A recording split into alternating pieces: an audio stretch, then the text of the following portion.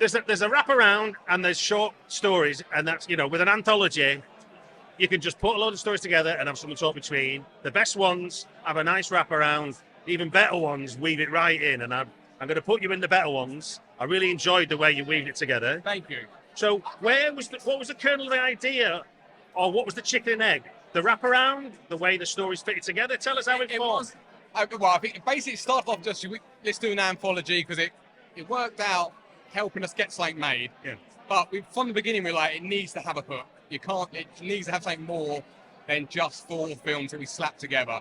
So it's from the very beginning, but then I think we came up one time in a pub, I think, and it was like, have an idea of the hook and a guy and it went from there. And literally the hook worked. Like when we said it was like, that's great. That works for us. I mean, it's so remarkably simple, but obviously simple is always effective. Yes, yeah, exactly.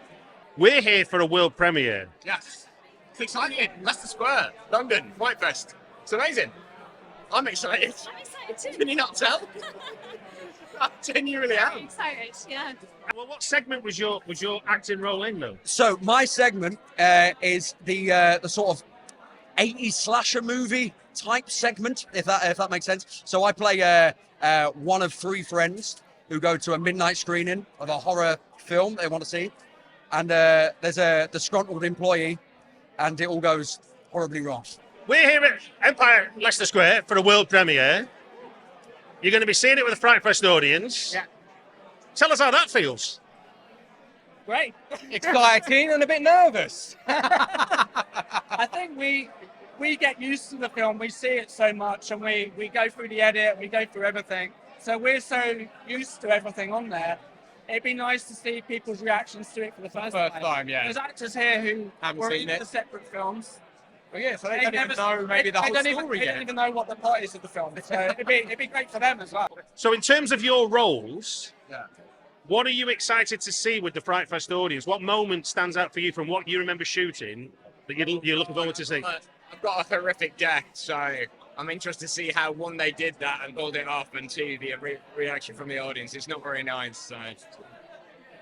Just trying to think. Well, I can't really remember what I did. It was so long ago. Oh, the heart. Yeah, Yeah. there's a bit with Ah, a spoilers Yeah, all over the place. but yeah, I'm excited to see how that turned out. Do you want to give us an instance where co-directing, as opposed to directing on your own, came into its element and helped it become a success? Yeah.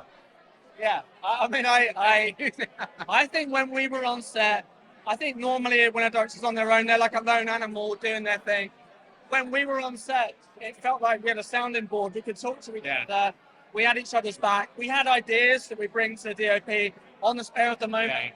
It was like having that second person in your head, going, oh, well, we'll try that, and and it's same like, and one of the, like we were saying earlier on, one of the complicated things is some of our gory moments were a bit complicated, but having us together working on it, we was able to try and like problem solve it, and it just felt a lot better, a lot easier, hard to express. And we never fell out, right? No, not at all.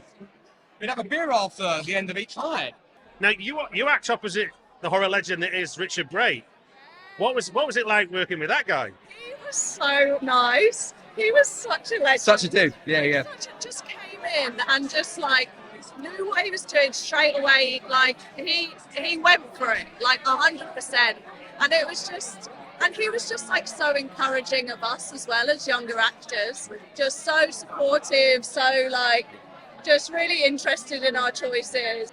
Now, obviously, you being on set, it can be one you co-directed or one what you did on your own. But give me a memory from the shoot that only someone who was on the shoot could tell a tale on that you hold dear from the making of this movie. Well, sort of blur now. It's so long ago. I think for me, it would probably have to be when we did the final shoot in the woods, freezing cold, raining. Richard Wright comes out, sits down, reads this monologue, which is about 6-7 pages long. We're all got tears in our eyes. We're like, he goes, "Is that okay?" Yeah. I think that moment where I saw magic on the screen. Yeah. I saw someone who I've seen in TV and film, but he delivered on the script that we gave him. We was there worried, like, could this be a hard? How many takes will we have to do? And then he just smashed it, and we were like, wow.